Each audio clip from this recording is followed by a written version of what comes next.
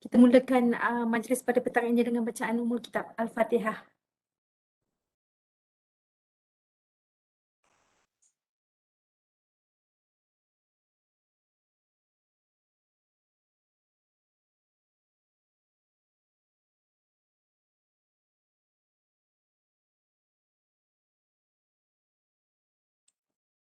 Okey, yang saya hormati Profesor Madya Dr. Nur Hazarina Hashim, Pengerusi Sekolah Pengajian Siswazah Perangkap Penceramah pada petang ini. Yang berusaha Profesor Madya Dr. Siti Zaliha Abdul Rashid, Timbalan Pengerusi SPS Kuala Lumpur, dan Dr. Siti Sofia Yati Yohanis, Pengurus Akademik SPS UTM KL, serta yang dihormati staf akademik AHIPS, serta hadirin sekalian. Sebagaimana kita semua sedia maklum, pada pertemuan petang ini adalah bagi mendapatkan gambaran secara ringkas apakah itu FLC. Yang melalui sedikit carian saya, FLC merupakan satu kaedah transfer kredit berdasarkan pengalaman pembelajaran terdahulu. Okey, tanpa membuang masa, kita teruskan majlis dengan sesi perkongsian dari yang lebih pakar dari saya, Dr. Hazarina, tentang tajuk apakah itu FLC. Dipersilakan, Doktor. Okay, terima kasih. Assalamualaikum warahmatullahi wabarakatuh kepada semua yang hadir pada petang ini. Saya nampak ada lebih kurang 51 orang di sini. So pada petang ini kita akan bercakap dan mendapatkan sedikit maklumat tentang pelaksanaan FLC. Lebih dahulu saya ucapkan terima kasih kepada Dr. Siti Zaliha dan Dr. Siti Sofianti, wakil kami daripada UTM Kuala Lumpur, dan saya nampak juga rakan-rakan saya dan juga wakil-wakil fakulti. Baik, saya bercakap atas kapasiti, saya perlu menerangkan sedikit kan. Sebenarnya FLC ini bukan sahaja untuk pengajian pasca siswazah, tetapi dia terbuka kepada semua pengajian di semua peringkat. Jadi saya bercakap hari ini atas kapasiti sebagai pengerusi untuk jawatan kuasa pembangunan FLC UTM. Jadi pakai topi lain lah hari ini pakai topi yang berbeza. Jadi saya akan mengambil masa lebih kurang 1 jam untuk berkongsi dengan hadirin sekalian tentang apakah itu FLC. Alright. Okay, so ini adalah pembentangan pembentangan topik yang saya akan cover dalam pembentangan saya dalam 1 jam. Saya akan memberikan sedikit latar belakang tentang apakah itu FL di Malaysia. Dan juga kemudian kita akan memberikan fokus kepada apa itu FLC. Kemudian saya ingin berkongsi tentang status permohonan UTM sebagai pusat FLC kerana kita kena memohon untuk mendapatkan status. So kita tak boleh self-declare, kita kena mohon dengan MQA untuk dapat status sebagai pusat FLC. Dan juga apakah yang seterusnya akan berlaku di fakulti dan juga di mungkin peringkat UTM apabila FLC ini dilaksanakan di UTM. Baik, saya berikan sedikit latar belakang tentang apakah pelaksanaan FL di Malaysia. Sebenarnya pelaksanaan FL ini bukanlah baru, dia telah dilaksanakan agak dah lama juga, alright? Dan ia di-mention specifically dalam Malaysia Education Blueprint for Higher Education yang telah diterbitkan circa 2015. Dan kalau kita lihat dan kita tahu dalam Malaysia Education Blueprint ada 10 lonjakan, right? Dan di lonjakan 3 yang mana kita berhasrat untuk melahirkan sebuah masyarakat yang mengamalkan pembelajaran sepanjang hayat. Jadi di dalam lonjakan 3 ini yang mana kita ada elemen pembelajaran sepanjang hayat seperti pengiktirafan terhadap pengalaman dan pengetahuan terdahulu, iaitu menerusi FL. Selain daripada itu, kursus-kursus fleksibel seperti MOOCs, microcredential yang telah pun kita dan sedang usahakan di UTM akan menyokong lonjakan 3 seperti yang dicatatkan dalam Malaysia Education Blueprint. Okay, dan kalau kita familiar, saya rasa staf akademik sangat familiar dengan gambar rajah ini. Ini adalah MQF gambar rajah berkaitan dengan kerangka kelayakan MQF 1.0.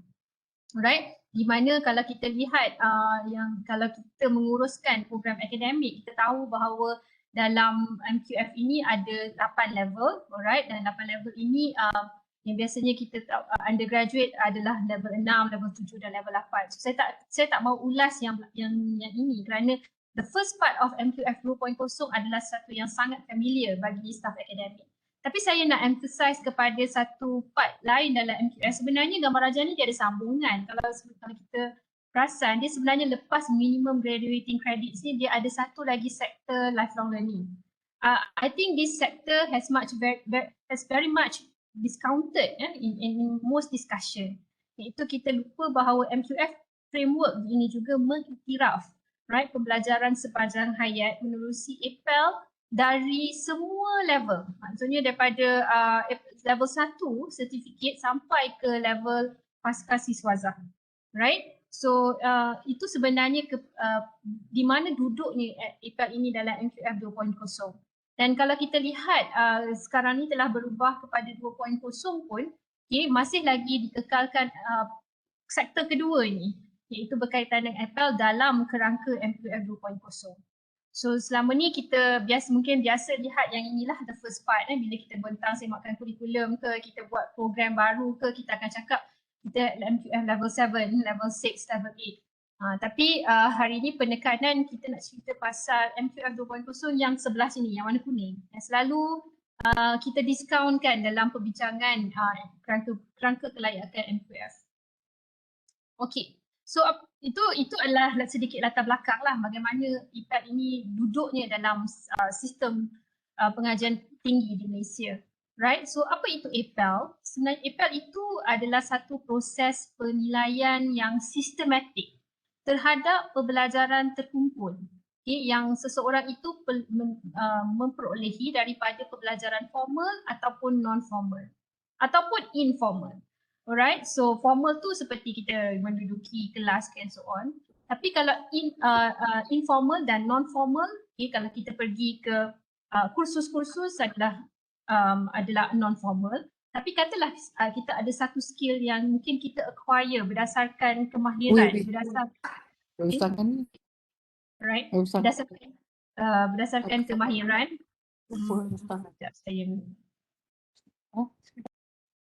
Okay. So kalau berdasarkan kemahiran dan juga jadi itu adalah informal, right? So itu adalah APEL. Kita menilai seseorang itu berdasarkan ilmu pengetahuan yang diperolehi di luar kelas yang formal, right? So sebenarnya dalam APEL ni dah ada banyak di Malaysia, dah ada 3 dah sekarang. So APEL A adalah proses kita mengenal proses secara sistematik untuk kita mengenal pasti, dokumentasi, semua dia proses dia sama. So dia identify, documentation and then evaluation of prior learning untuk kemasukan, untuk APEL A, for access A. Dan di UTM kita memang pusat APEL A di bawah Fakulti Teknologi dan Informatik Razak. So Razak adalah pusat APEL A. Dan nak dapat APEL A ni pun bukannya terus boleh self-declare. Fakulti Razak perlu membuat permohonan dan bila dah lulus tu MQA mengiktiraf Fakulti Razak sebagai salah satu pusat APEL A lah. Right? Dan kita sekarang sedang berusaha untuk ke APEL C, iaitu satu proses yang sama juga bersistematik untuk identify, document dan evaluate pengalaman terdahulu untuk mendapatkan pindah kredit dan bagi kursus dalam program yang sedang diikuti.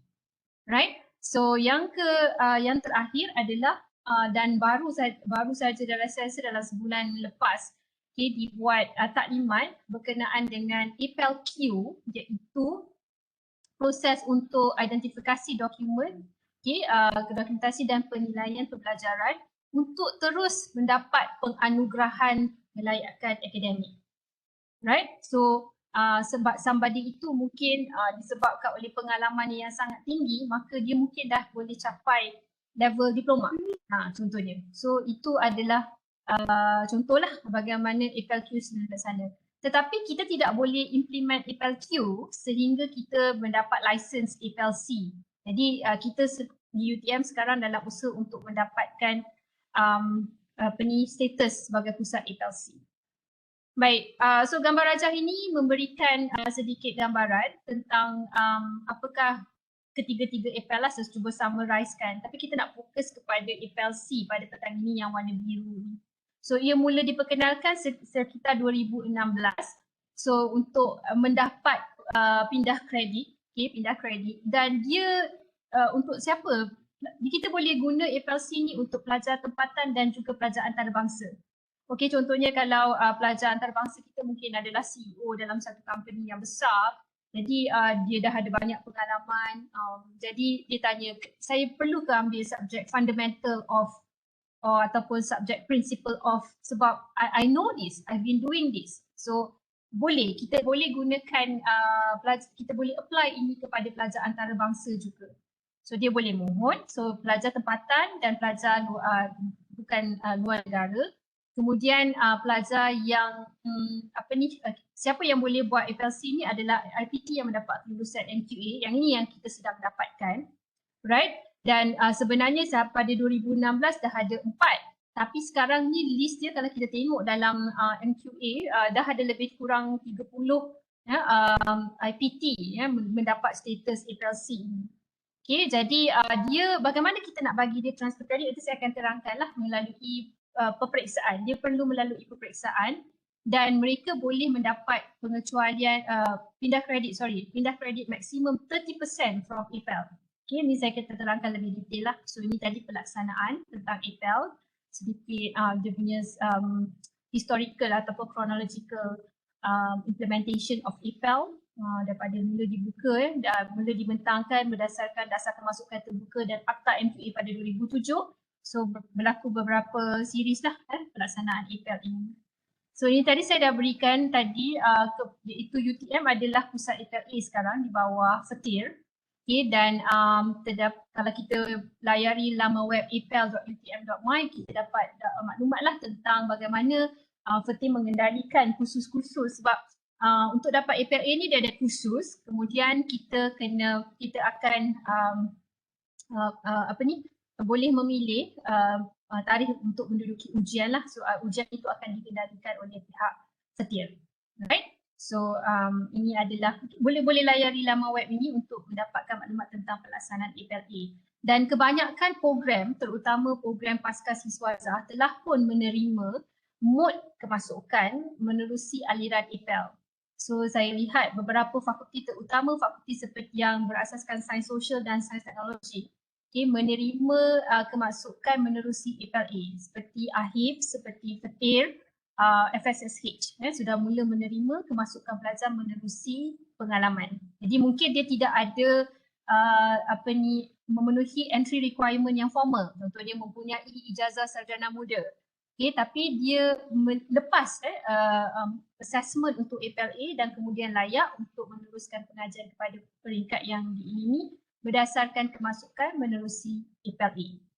Okay. So kalau kita lihat ini assessment center lah, kalau di Razak maksudnya dia mengendalikan banyak field of studies yang dikendalikan. So katalah kita berminat nak somebody berminat untuk masuk ke dalam program AHIPS yang mana ada management and business, okay, tapi katalah tak ada undergraduate degree but interested to pursue master business administration atau MBA dan percaya bahawa dia ada pengalaman yang setara dengan orang yang ada degree. Jadi dia boleh cuba untuk kemasukan melalui EPEL.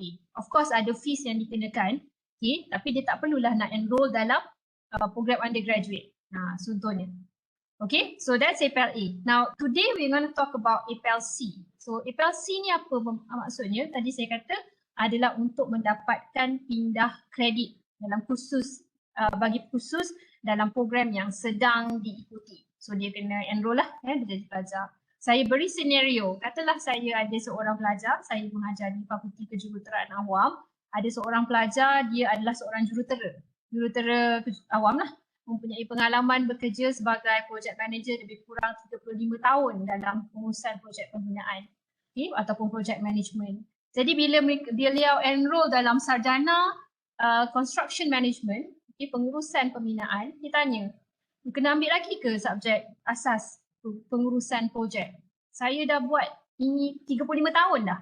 Okay, jadi kita boleh menggunakan ruang EPEL-C ini untuk beliau mendapat pengecualian kredit berdasarkan pengalaman 35 tahun itu, tapi dia kena sit for exam lah dan sit for ataupun assessment. So jawapan dia boleh. Apa kebaikan kepada pelajar ini? Dia dapat memendekkan tempoh pengajian lah. Okay, dia dapat memendekkan pengajian. Dan of course yuran, sebab nanti insyaAllah kalau ada bendahari bersetuju dengan skim fleksibel, kita akan maneuver sikit lah cara kita charge yuran. Okey, dan satu lagi contohlah, katalah yang seorang accountant, dia dah berpengalaman jadi accountant ataupun mungkin auditor, enroll dalam program MBA di akhir contohnya, dan tanya kena ambil lagi ke Financial Accounting 1, Financial Accounting 2, okay, untuk program MBA ataupun subjek lain lah. Jadi kita boleh beri idea, if you are interested and you want to try to get credit transfer based on experience, we can try to apply for FLC. Itu senario dia lah. Dan ini adalah guideline of good practice yang dikeluarkan oleh MQA yang kita rujuk dalam pelaksanaan FLC. Okey, ini yang saya kata tadi. Kalau kita faham sistem akademik sekarang untuk proses credit transfer, kita ada horizontal dengan dikira kredit ataupun horizontal dengan keadaan tidak transfer kredit tapi kredit tidak dikira, cuma dikira dalam kredit bergraduat, dan vertical transfer bagi program undergraduates.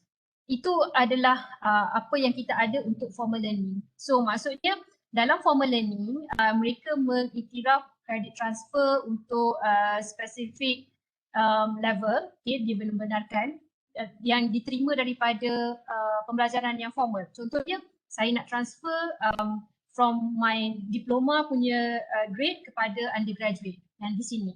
Okay, formal learning, okay, daripada diploma kepada undergraduate. So yes, memang boleh credit transfer pun, pelajar space selalu buat.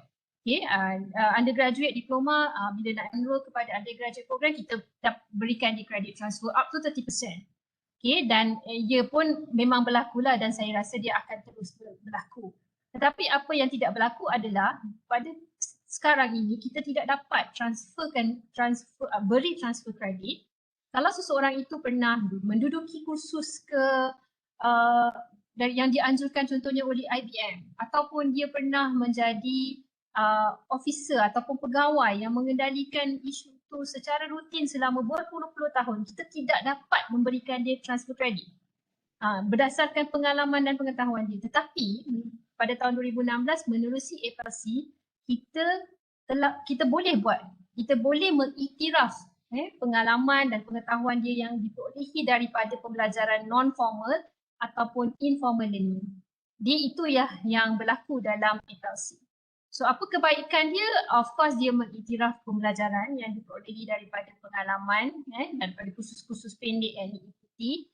Dia juga mungkin dapat mengurangkan proses pembelajaran berulang, dan dia juga dapat menggalakkan kemasukan calon dewasa lah ke dalam program pendidikan tinggi, dan of course mengurangkan masa dan kos bagi pelajar-pelajar tersebut. Now, saya pasti bila saya menerangkan tentang FLC itu nampak macam cantiknya dan mudahnya pelajar ni untuk dapat credit transfer. Dia sebenarnya tidak. The keyword is a systematic process. So maksudnya sistem pengurusan itu perlu dibentuk, dan itulah fungsi jawatan kuasa yang saya lead untuk membentuk satu sistem dan ekosistem yang membantu pelaksanaan FLC ini dengan secara smooth lah.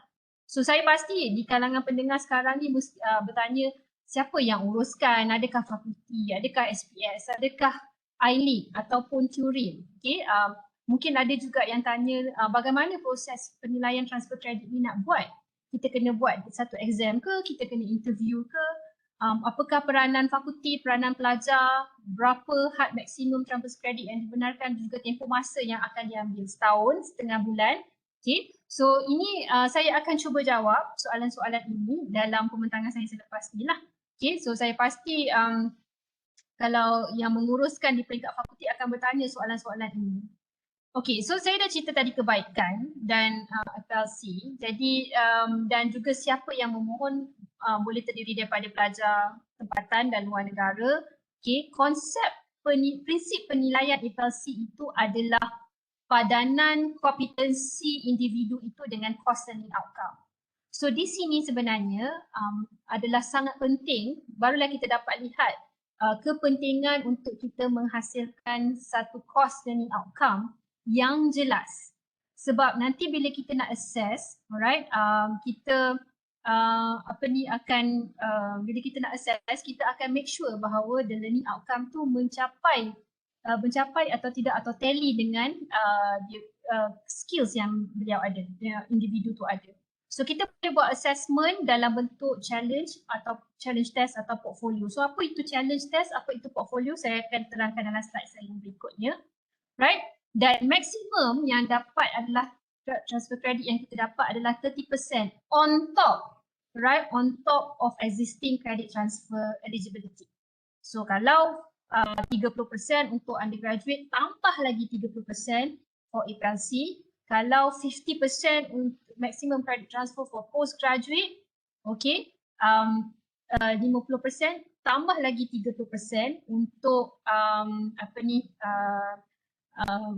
APLC. So untuk postgraduate boleh jadi up to 30% of credit transfer. Okay, so saya nak tekankan bahawa penilaian APLC ini adalah penilaian yang berasaskan pengetahuan dan kemahiran dan bukan semata-mata berasaskan pengalaman. So saya nak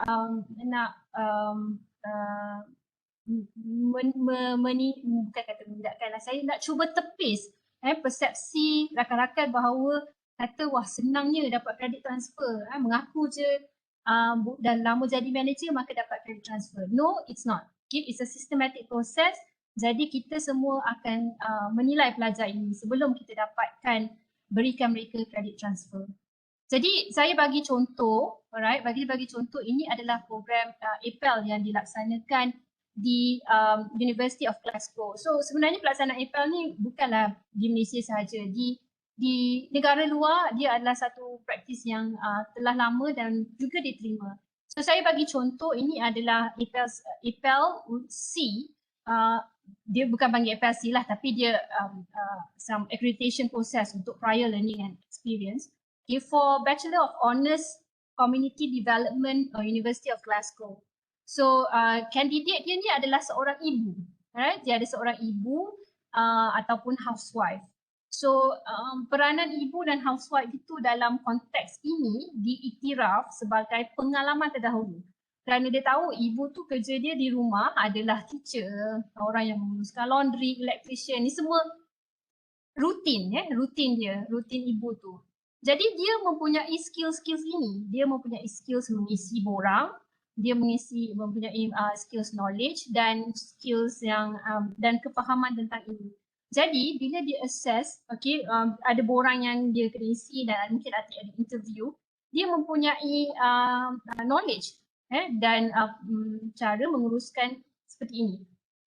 Okay, so that has been practiced overseas. Now kita bawa kepada satu contoh yang lebih dekat yang mana telah dilaksanakan di UiTM. Okay, so UiTM ini contoh candidate, okay, dan dia berminat untuk melanjutkan pelajaran dalam Bachelor of Music Performance with Honours. Okay, beliau ini adalah seorang singer, pelakon, okay, juga director, berumur 35 tahun. So dia nak masuk Bachelor Music Performance. Okay, mungkin dia tak ada kelayakan untuk masuk degree ini. Dululah melalui kelayakan formal.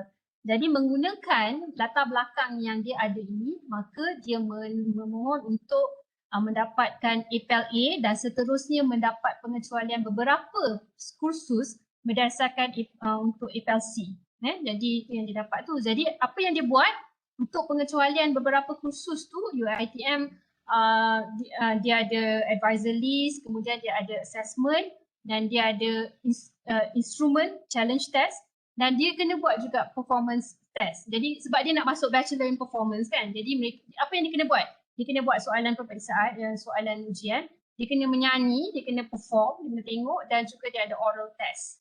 So berdasarkan itu dia akan dapat pengecualian beberapa kursus lah. Baik.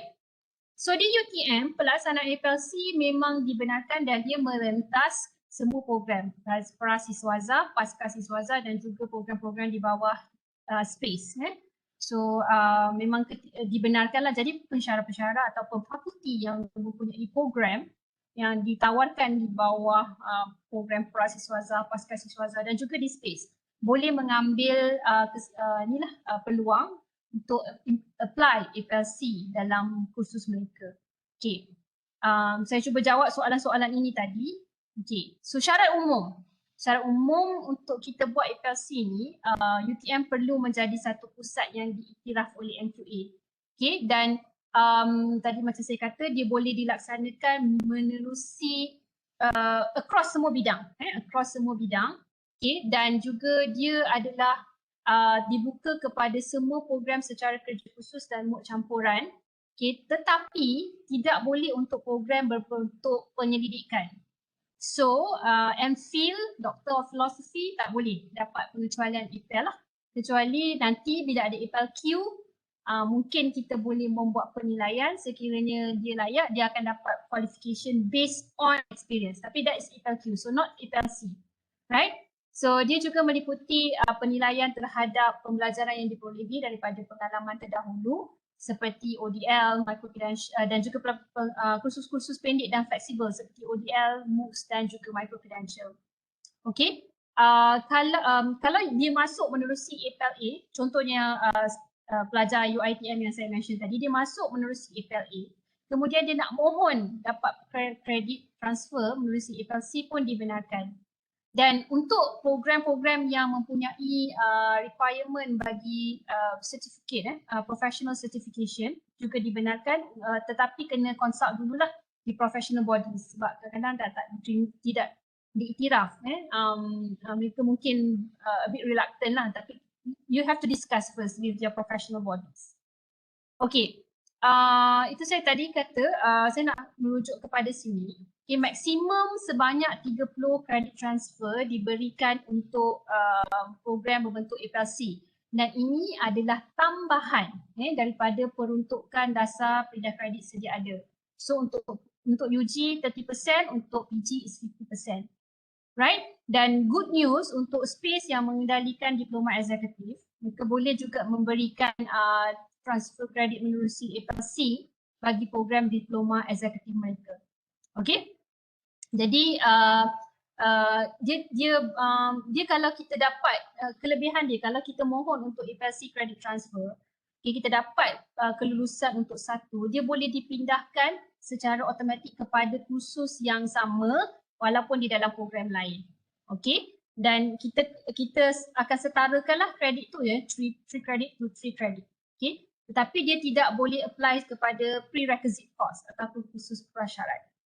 Okay, ni tadi saya kata tadi, on top of that, okay, on top of existing rules bagi credit transfer. So 60% untuk prasiswa, 30% untuk prasiswaza, 50% untuk postgraduate.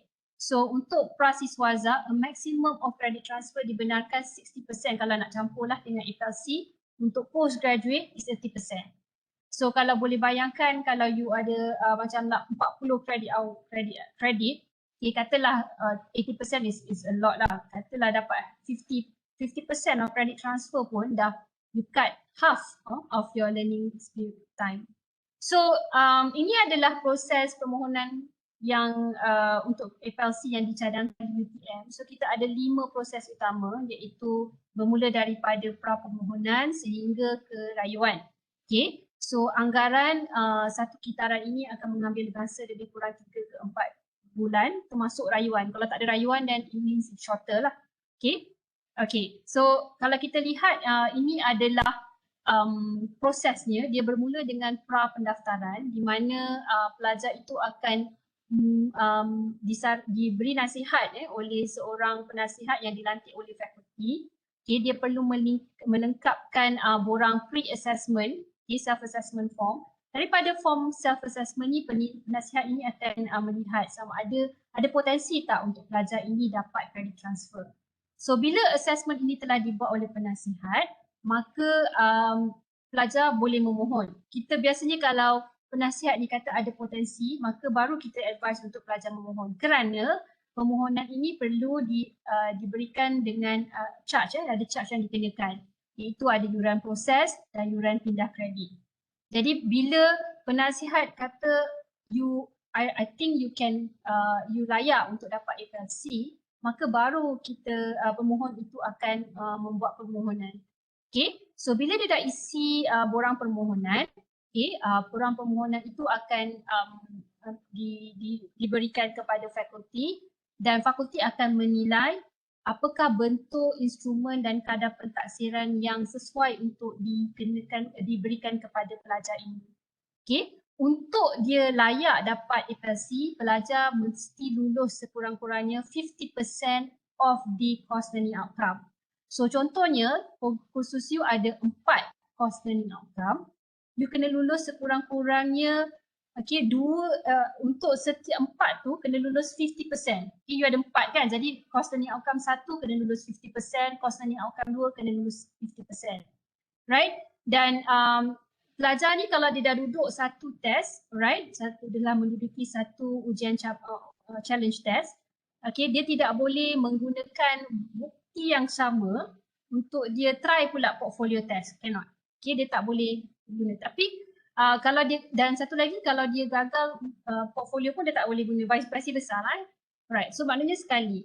Dan kemudian keputusan ini akan disemak oleh panel di peringkat fakulti, dan di dalam mesyuarat fakulti menerusi jawatankuasa akademik fakulti akan memperakukan kelulusan APL ini dan seterusnya diangkat ke mesyuarat JKT SPMP dan Senat. Right? Dan dalam situasi di mana pelajar rasa dia hendak buat rayuan, tak ada masalah, dia boleh buat rayuan sekali sahaja dan ada yuran dikenakan.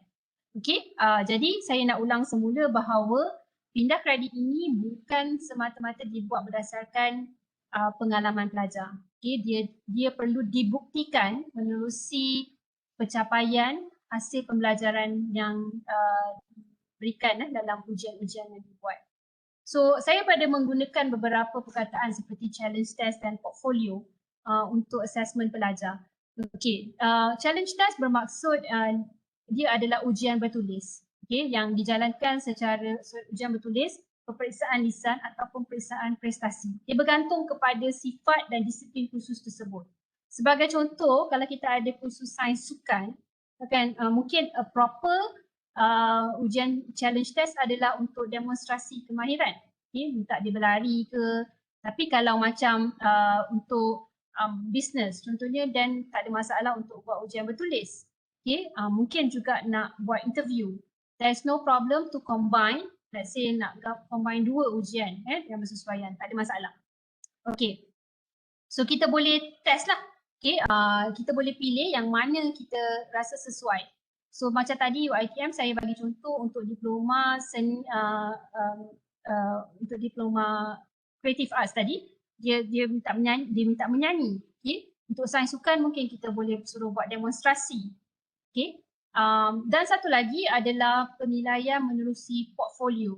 So dalam bentuk penilaian ini, pelajar diminta untuk submit sijil-sijil dan juga dokumen-dokumentasi yang telah disahkan. Right? Jadi kita boleh lihat daripada mungkin dalam bentuk testimoni, dan selalunya kalau untuk yang ini adalah program-program dalam bentuk architecture, kadang-kadang dia ada portfolio. Architecture dia ada portfolio, arkitek dia ada portfolio, surveyor pun kadang ada portfolio. Cikgu pun tak ada masalah, kadang-kadang cikgu buat teaching portfolio mereka. So dokumen-dokumen ini kita minta mereka kumpulkan, kita minta sahkan, okay, dan kemudian kita nilai portfolio mereka. So fakulti perlu menyediakan template lah. Kalau nak buat ikut portfolio ni, mereka kena buat template dalam bentuk macam mana kita nak minta pelajar submit. Alright, so ni dia macam lari sikit saya tu. So ini tadi custodian lah, saya dah cerita tadi siapa yang terlibat. Right, just a quick one kat akhir dan pun slide ni. Status kita sebagai pusat FLC. So kita telah mula memohon pada Julai 2020.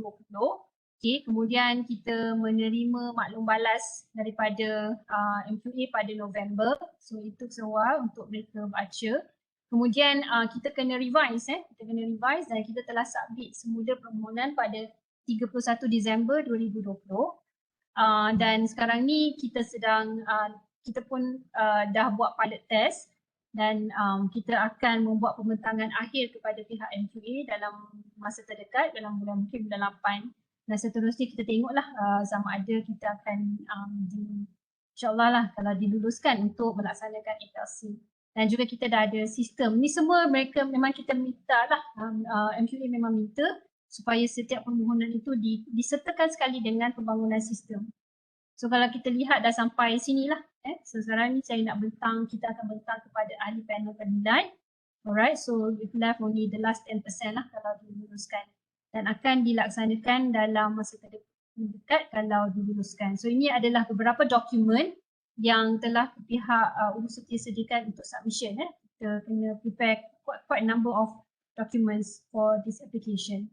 So apa yang akan berlaku, this is perhaps the most important thing. Selepas kita dapat status FLC, so what's next? Iaitu kita akan memberikan latihan lanjut pada pentadbir-pentadbir di peringkat fakulti yang dilantik untuk pelaksanaan APEL, right?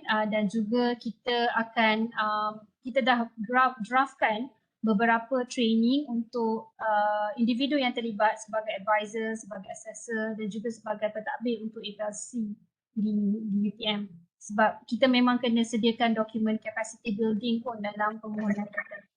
Dan akhir sekali adalah dari segi pengurusan di peringkat fakulti, saya rasa dalam masa terdekat bolehlah difikirkan untuk diwujudkan jawatan kuasa.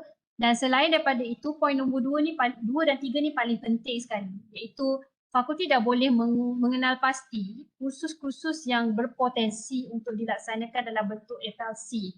Kenapa saya kata memang sebenarnya semua kursus boleh layak untuk diberikan FLC kalau pelajar memenuhi syarat lah.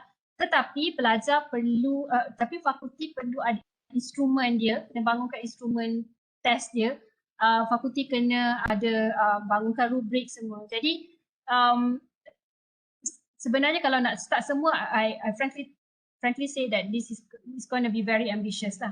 So mungkin select beberapa kursus yang kita rasa popular dan pelajar di bawah target market kita ni banyak yang boleh dapat credit transfer dan ingin memohon credit transfer. Maybe start with 2 kursus dulu ke, dan macam di AHIPS, sebab mereka adalah fakulti pilot test, jadi mereka dah kenal pasti 2 kursus yang memang boleh dilaksanakan menerusi APLC. Dan mereka buat dalam bentuk challenge test as well as portfolio test. Okay, so itulah saya rasa di peringkat fakulti, yang poin kedua dan poin ketiga itu paling penting lah kalau untuk digerakkan sekarang. So saya kira itu saja untuk penerangan ringkas saya berkaitan dengan pelaksanaan APEL di UTM. Jadi saya ulangkan semula kepada Puan Hamimah sebagai pengurusi majlis. Terima kasih. Kalau ada persoalan. Terima kasih banyak Dr. Hazarina Hashim atas perkongsian apa itu FLC tadi. Sekiranya ada soalan boleh onkan mic ataupun tulis di chat, di ruangan chat. Silakan.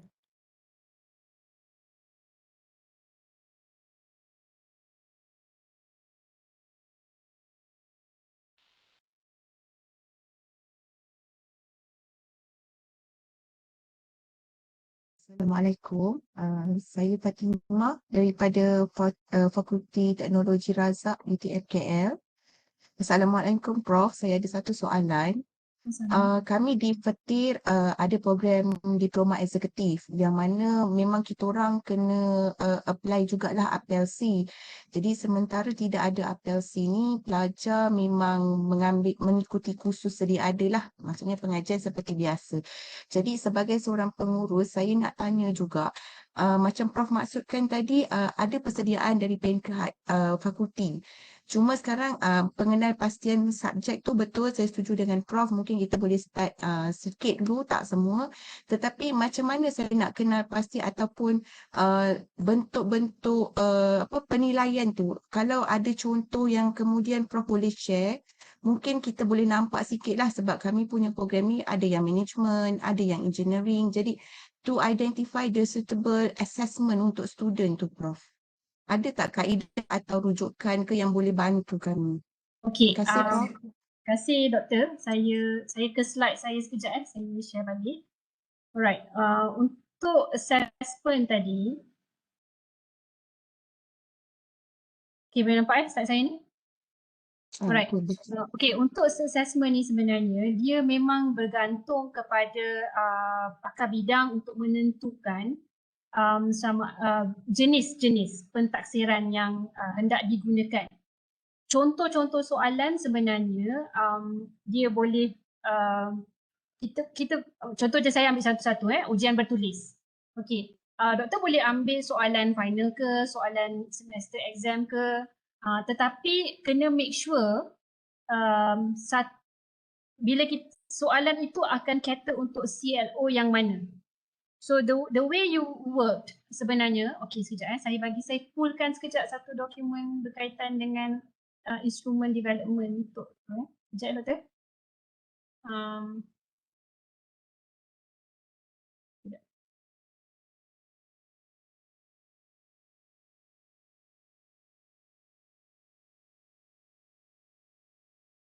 Sebelum itu mungkin Dr. Siti boleh ataupun Dr. siapa dekat sini Norma Hazar kot boleh ceritakan pengalaman akhir development instrument untuk pilot project tu sementara saya pull the document from MQA tu.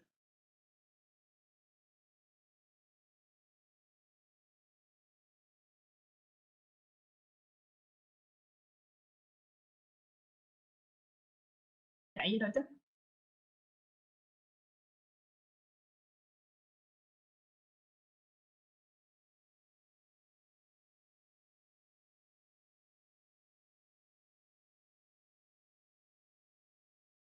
Dr. Nana panggil nama saya ke tadi? Kalau ada sampel untuk FLC punya challenge test by AHIPS. Okey, sekejap saya cari ya. Saya bagi contoh doktor saya dah pull ni. Sekejap.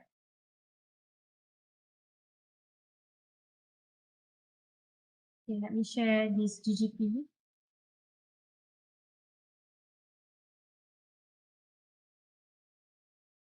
Okay. Dokumen yang saya tengah tunjukkan ni adalah dokumen Guideline of Good Practice lah by FL yang dikeluarkan oleh FQA. So yang menjawab soalan Dr. Fatimah tadi, okay, di sini adalah dia FL MQA sebenarnya ada bagi contoh bagaimana pelaksanaan untuk instrumen test tu. Okay, contohnya kat sini.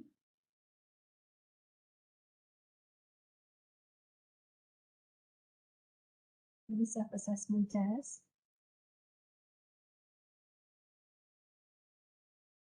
Contohnya, okay, F dengan F.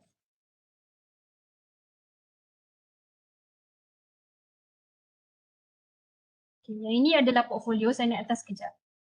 Ini portfolio submission. Alright. Okay, so yang ini contoh contoh macam doktor tanya tadi, test. Nak buat test tu. Okay.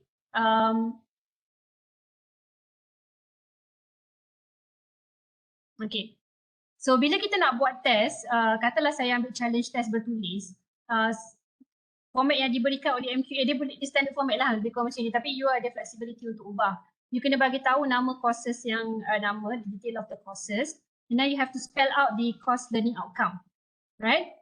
Okay, contohnya to apply, describe. So you boleh bayangkan kalau course learning outcome you tu tak jelas, okay, which mean daripada segi pengukuran nanti nak ukur whether you have achieved or not the learning outcome, problem akan timbul dekat sini, okay, on the clarity of the learning outcomes, then how will you assess whether this learning outcome has been addressed by the applicant's prior experience and prior learning experience and prior knowledge. Okay, kemudian ni topik yang cover dalam kursus tersebut, okay, kursus yang dimohon.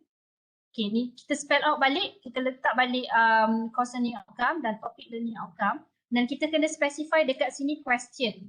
Question ni Q1, Q2 ni kalau dia essay ke apa ke, tulis lah Q1 dan Q2, right? Dan whether dia address whatever Bloom's knowledge. Jadi kat sini kita boleh buat question 1, question 2. Mungkin kat sini kalau kita tengok dalam contoh yang MQA bagi, untuk subjek yang komunikasi ni, institusi ini design 10 question. Dia design 10 questions untuk jawab 5 CLO ini. So untuk doktor punya kursus, doktor kena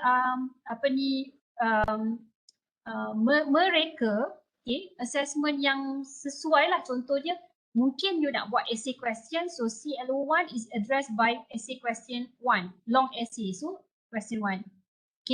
CLO2 mungkin you nak buat presentation, so you just write presentation kat sini. So dia akan mungkin test synthesis ke and so whatsoever lah, right? Dan most importantly, you kena ada rubrics untuk address setiap ni. So kalau macam tadi long essay, rubrics nak nilai dia macam mana?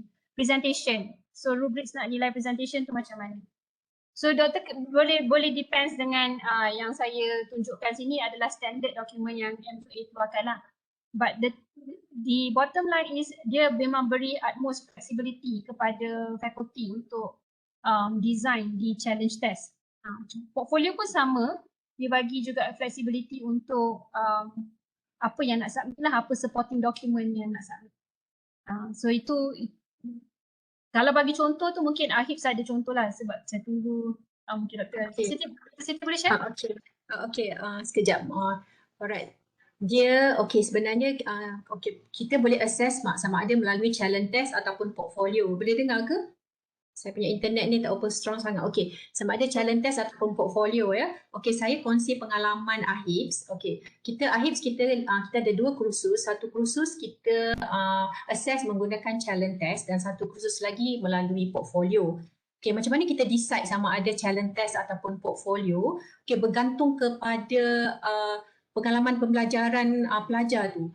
Contohnya macam kami untuk subjek Quality and Change Management, kita boleh nilai pengalaman mereka melalui ujian bertulis dan juga melalui oral test. Alright. Manakala untuk kursus New Venture Creation, New Venture Creation ni macam entrepreneurship lah. Dia macam kurang sesuai untuk bertulis sebab dia lebih kepada practical, hands on. Jadi kursus ni mereka submit dalam bentuk portfolio. Di mana mereka submit evidence yang boleh menggambarkan pencapaian setiap course learning outcome tu. Menjawab tak soalan doktor? Dr. Fatimah boleh? Saya rasa program owner yang lebih mahir bagaimana nak assess pengalaman pelajar tu yang boleh dapat transfer kredit. Alright. Jadi sekarang ni Prof, maksudnya untuk satu kursus tu dia boleh pilih sama ada challenge test ataupun buat portfolio. Dia bukan compulsory buat dua-dua. Betul. Dia boleh you Alright, as a program owner boleh pilih yang mana sesuai. Alright. So then the CLO should be the same as CLO yang kita letak dalam kita punya course information. Betul kan? Betul. Alright, understand. Terima kasih banyak Prof, Dr. Siti. Sama-sama. Ada soalan lain lagi ke? Silakan. Assalamualaikum. Assalamualaikum. Waalaikumsalam. Ni Dr. Khairuzan daripada SKA. Saya nak tanya berkenaan dengan penyediaan soalan tadi tu. Yang challenge test tu. Kalau professional punya examination macam project management institute PMI punya, dia ada objective question. Untuk APPEL ni dia benarkan tak untuk format macam tu? Dibenarkan doktor? Boleh. Boleh Boleh guna multiple choice, tak ada masalah as long as dia mengukur lah CLO yang dalam kursus tersebut. Terima kasih.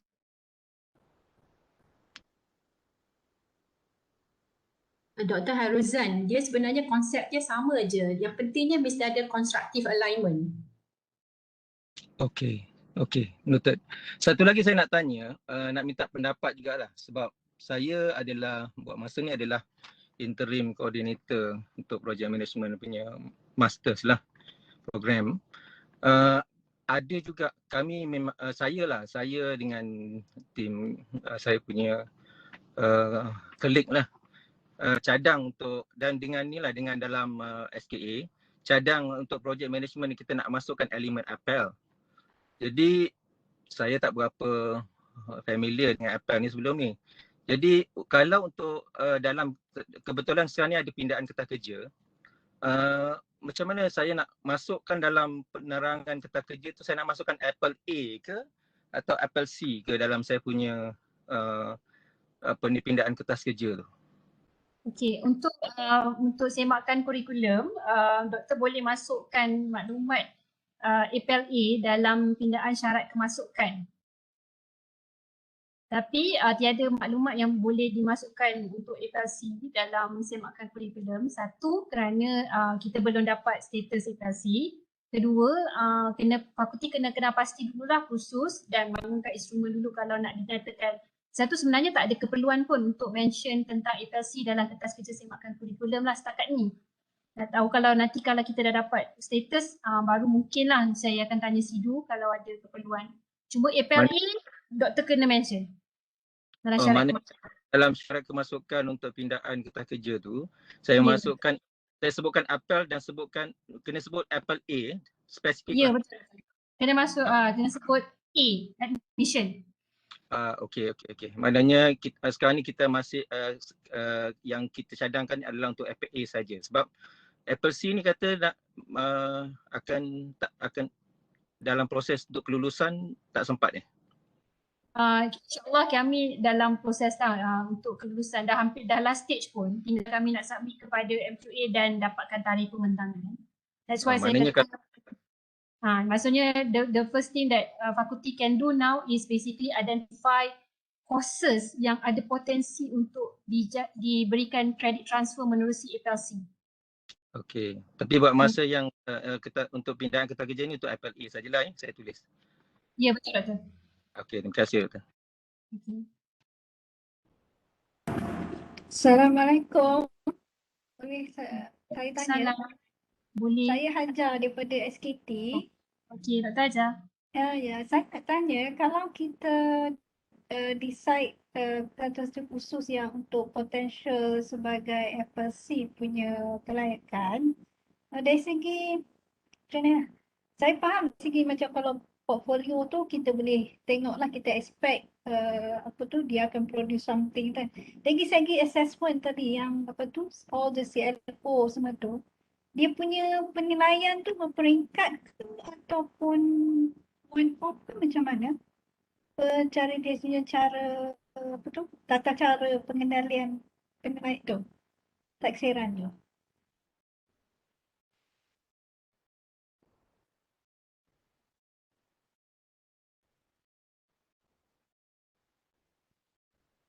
Okey, contohnya kalau saya rasa soalan Dr. Hajar adalah berkaitan ni.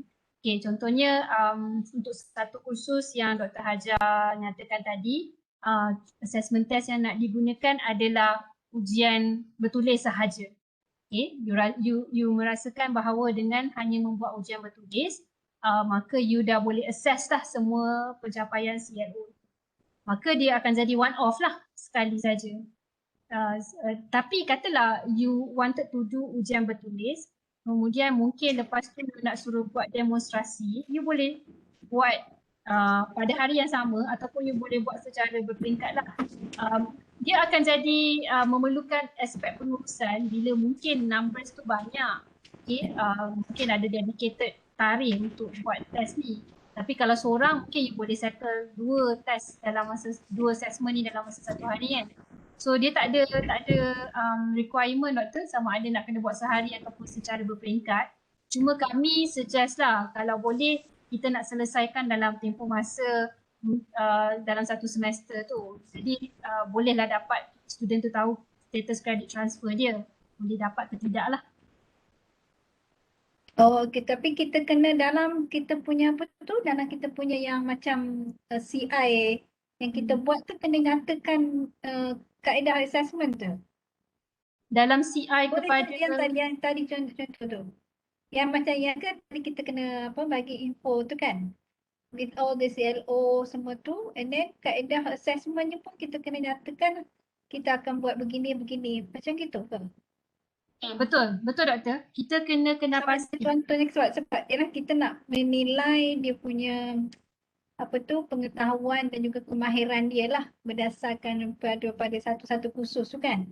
Sebab selalunya dalam kita punya satu kursus tu kita ada on the knowledge content dan juga skill kan. Jadi kita nak assess kedua-duanya. Maksud saya nak assess knowledge dia dan juga skill dia lah. Dan mungkin kita buat mula-mula kita akan secara bertulis lah untuk nilai dia punya knowledge. Kemudian mungkin kita minta dia present project ke apa ke yang based on dia punya experience lah. Betul. So maksudnya doktor, kalau kita lihat proses ni, bila student tu inquire, dia berminat nak dapat FLC, dia akan di-assign kepada seorang advisor. Okay, advisor tu mungkin boleh jadi ketua panel ke pengarah ke siapa yang pakar dalam bidang tersebut lah. Tapi bila kita fikirkan, bila orang tu nak memberi advice, dia mestilah ada sesuatu dokumen yang dirujuk kan. Jadi sebenarnya before pelajar ni datang berjumpa dengan penasihat, telah ada dokumen yang fakulti sediakan berkaitan dengan test ataupun ujian-ujian ini. Kita panggil dokumen tu test specification sheet. Saya tak pergi detail sebab saya rasa sebab ni was just an introduction kan. Jadi dalam test specification sheet itu, dia akan menyatakan apakah jenis test yang akan pelajar ni duduki, apakah CLO. So itu yang sebab tadi saya kata pada penghujung talk saya, apa yang fakulti perlu buat sekarang ni adalah mengenal pasti, khusus dan kemudian dia identify the type of assessment yang sesuai. Sebab bila dah kenal pasti tu, nanti mungkin lepas dapat FLC kita akan pergi lebih dalam lah training dia kan. Memang information tu diperlukan doktor untuk bangunkan dokumen FLC di peringkat fakulti lah. So you need the information beforehand. Okay, terima kasih. Alright. But then it's adjustable lah kan as time, as kita progress, or do we have to stick to the same course information tu juga? No, I think the course information will of course evolve lah as we go to streamline curriculum kan. Jadi maksudnya di dokumen untuk EPAL ni pun akan evolve selari dengan khusus yang dilaksanakan lah di peringkat perdana tu. Oh, okay. Terima kasih. Sama. Boleh saya tanya ada soalan? Boleh. Saya nak tanya, berdasarkan pada polisi UTM, bilakah apel C ni akan kita laksanakan sepenuhnya di UTM? Kemudian mengikut perancangan UTM, PTJ manakah yang akan bertanggungjawab untuk apel C ni lah? Macam apel A adalah Razak School kan, stay. So apel C ni siapa yang akan menguruskannya?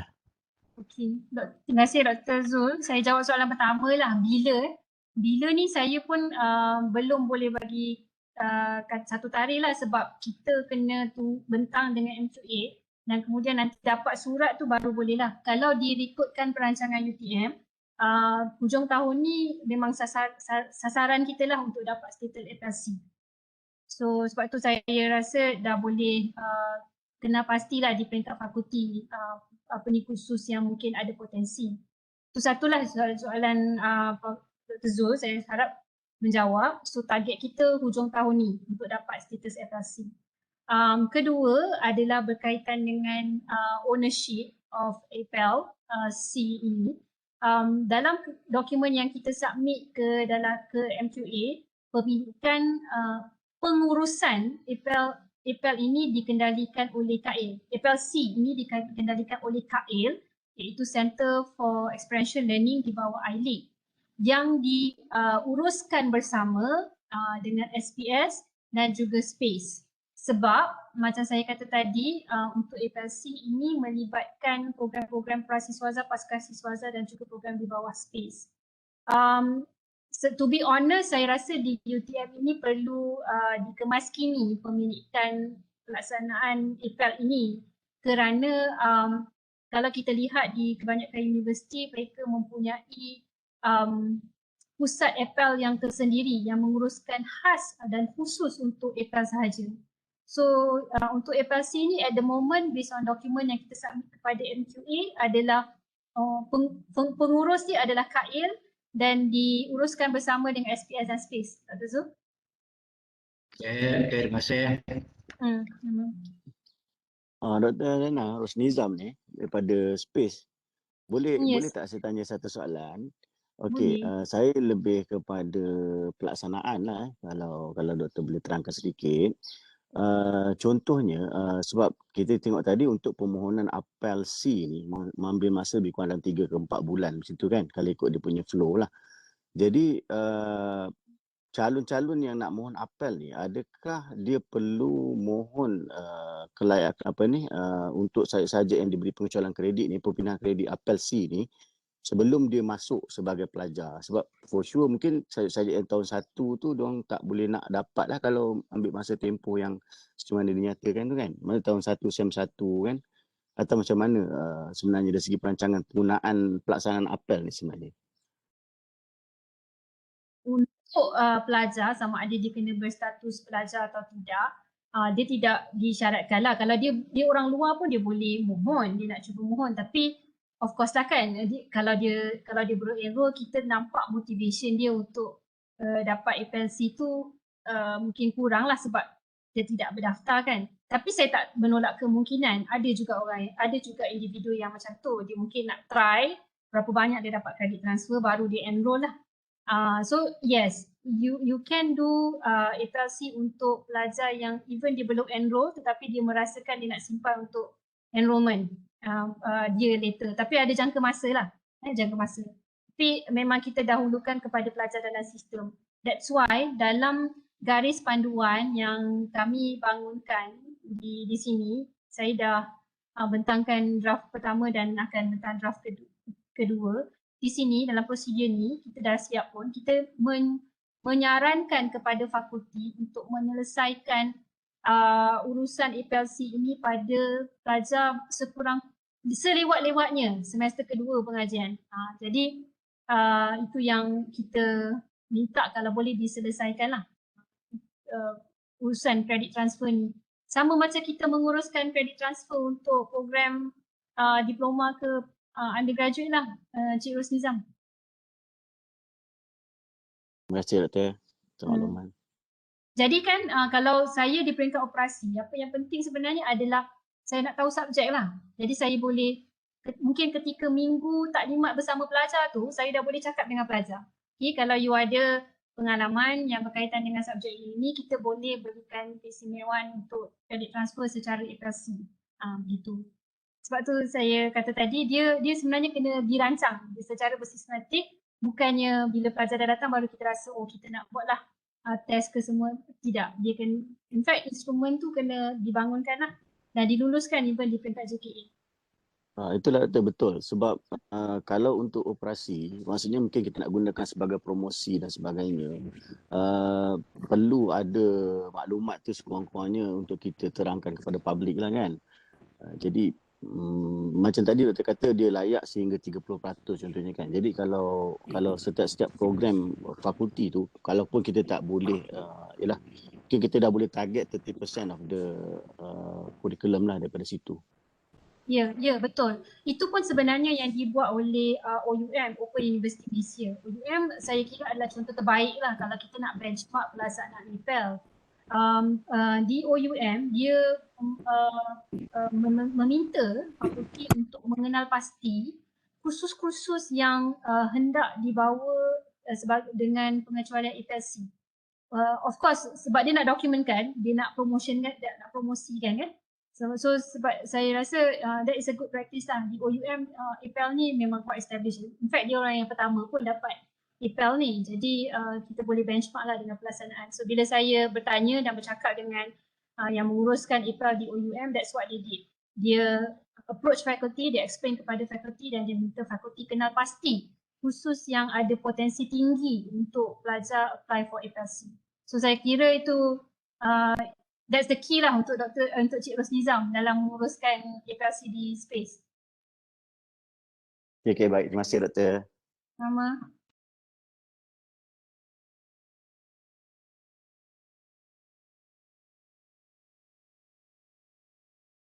Ada lagi ke soalan?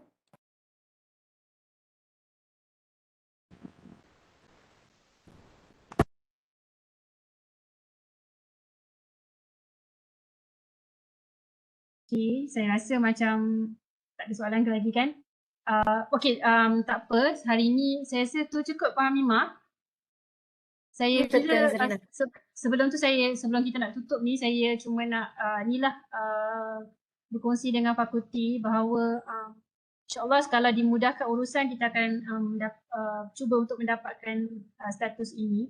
Dan saya kira the way forward untuk fakulti adalah pada peringkat sekarang ni dah boleh bersedialah dengan mengenal pasti khusus yang bersesuaian untuk memudahkan nanti pelaksanaan FS. Dan kami di peringkat jawatankuasa akan membantu dengan memberikan taklimat yang lebih khusus bila kita selesai mendapat status. Sebab insyaAllah dokumen-dokumen ini telah disediakan dan kita akan mula implement lah bila kita dapat status ini. So itu saja saya pulangkan kepada Puan Hamimah. Terima kasih. Dengan penjelasan terakhir itu tadi, maka berakhirlah sudah sesi perkongsian pada petang ini tentang apa itu FLC. Segala yang baik datang dari Allah dan yang buruk datang dari pihak kami. Saya sudahi dengan wabillahi taufiq wal hidayah. Assalamualaikum warahmatullahi wabarakatuh. Terima kasih. Assalamualaikum. Terima kasih. Terima kasih Dr. Zarina. Puan Mima, boleh tak kita ambil gambar? Sebab kita kena ada evidence. Bila kita hantar dokumen ke MQA, kena ada evidence.